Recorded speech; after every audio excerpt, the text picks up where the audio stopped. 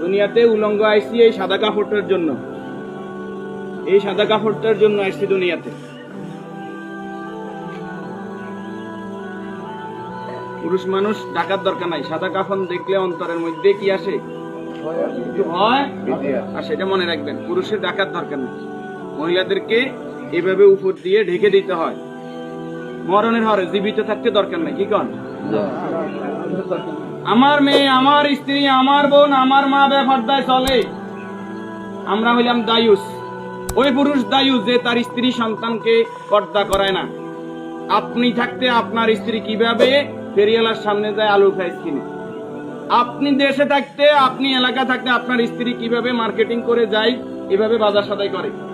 আপনি পুরুষ কেন পর্দার ব্যাপারে সচেতন নয়? আপনার উপযুক্ত মেয়ে ওড়না ছাড়া ঘর থেকে বের হয় কিভাবে? আপনার মেয়ে, আমার মেয়ে কিভাবে পায়জামা টাকনুর উপরে পরে? আমার ছেলে কিভাবে পায়জামা টাকনুর নিচে পরে? আমার টাকা দিয়ে আমার ছেলে সিগারেট খায়, আমার টাকা দিয়ে, আমার টাকার এমবি খরচ করে আমার ছেলে মেয়ে ঘরের মধ্যে গান বাজনা করে। আপনি পুরুষ উদাসীন, আপনার খবর নাই। খোদার কসম, দায়ুস ওই পুরুষ যে পুরুষ তার পরিবারকে দিন শিক্ষা দেয় না, কোরআন শিক্ষা দেয় না, পর্দার কথা বলে না। আর দায়ুস জাহান্নামে যাবে। এই দুনিয়াতে আসছে সাদা কাপড়টার জন্য, শুধু এই সাদা কাপড়টা অ্যারেস্ট করার জন্য। কিন্তু এই সাদা কাপড়টাও নিজের টাকায় কিনা হয়, নিজের টাকায় কিনা হয়। কেউ না কেউ, আমরা অনেক সময় শুনছি যে 3.5 হাতের মালিক ছাড়া আমি ন, আমি নিজে 8-10টা কবর এইভাবে দিছি যে উনি যে জায়গা দেখাই গেছে এই জায়গায় কবর দিন, আর জায়গা দিন আমাদের বাড়িতে। কথা কি বুঝতে পারছেন? উনি যে জায়গা দেখাই গেছে ওই জায়গায় দিতে পারি নাই বিভিন্ন কারণে। ওই জায়গার মধ্যে হয়তো পুরান কবর পড়ছে, অথবা ওই জায়গার মধ্যে খাদ গর্ত বেশি, পানি হয়ে গেছে।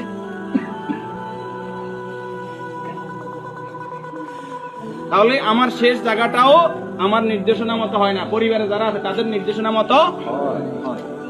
যে রাসূলের শানমর্যাদা এত বেশি, সে রাসূলের প্রতি দুরূদ ও সালাম সাল্লাল্লাহু আলাইহি ওয়াসাল্লাম। সম্মানিত উপস্থিতি, আল্লাহর এই গোলাম চেহারাতে বলতেছে অবশ্যই নেককার পরেজগার ছিল। আল্লাহ তাআলা ওনার জীবনের গুনাহগুলো মাফ করুন, আমিন। যে নেক আমলগুলো করেছে, দান সাদাকা করেছে, এর বদৌলতে কবর, হাসর, মিজান, ফুলসিরাত আল্লাহ কি করে দেখ, করে দেখ। আমরা যারা জানাজায় উপস্থিত হয়েছে আল্লাহ আমাদেরকে মাফ করে দিন। আল্লাহ তাআলা এই পরিবারকে ধৈর্য ধারণ করার তৌফিক দান করুন। 40 জন জানাজাতে কাদেরকে উপস্থিত করাইবেন? আমাদের কত বলবো, বলতে আর বলতে মনে চায় না। সব জানেন কিন্তু আমল নাই। আপনি জানেন যে আত্মীয়তার সম্পর্ক নষ্টকারী জাহান্নামে যাবে, আপনি নিজেই সেই সম্পর্কটা বারবার নষ্ট করেন। আপনি জানেন যে আগে সালাম দিতে হবে, আপনি সালাম দেন না। আপনি জানেন যে নিজের জন্য যেটা ভালো মনে করি অপরের জন্য সেটা ভালো মনে না করলে আমি ইমানদার নয়। আপনি জানেন প্রতিবেশীর হক নষ্ট করলে ইমানদার নয়। কই নেই, সব শুধু জানি, আমল করি না। আমাদের মাঝ থেকে আমলটা দূরে সরে গেছে। এই নেককার গোলাম জানাজাতে নামাজি পরেজগার লোক, শিরিক মুক্ত লোক, আপনার দৃষ্টিতে যিনি শিরিক মুক্ত, এরকম 40 জন লোক যদি দোয়া করে আল্লাহ তাআলা ওই দোয়া কি করে? কবুল করে। 40 জন হাইবেন আইতেন না, উনি নামাজি পরেজগার। উনি হয়তো আপনি মনে করেন যে মাজারে সেজদা দেন শুধু কবিরা গুনাহ, মাজারে সেজদা দেন বুঝি শিরক। শনিবার মঙ্গলবার কি শিরক না? শনিবার মঙ্গলবার হিসাব করা শিরক ননি? শিরক, এটাও শিরক। এই যে জাদু টোনা করা, এটা কি শিরক ননি? গণকের কাছে যাওয়া, বান্দর গনাইতে যায়, মানুষ গনাইতে যায়, চুরি করছে কে, আনা চাইতে যায়, এগুলো সবগুলো কি বড় শিরক? যেটা জনগণ সকল ক্ষমতার উৎস, ঠিক ননি? জনগণ সকল ক্ষমতার উৎস, সকল ক্ষমতার মালিক কে?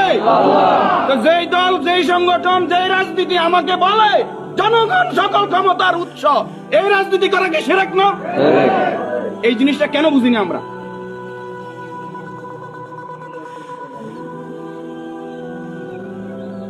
আপনি মুখে বললেন জনগণ সকল ক্ষমতার উৎস, অন্তরে আপনি বলবেন যে হ্যাঁ আল্লাহ সকল ক্ষমতার উৎস, এটা তো আল্লাহ মানে না। মুখে যেটা বলতে হবে অন্তরে এক থাকতে হবে।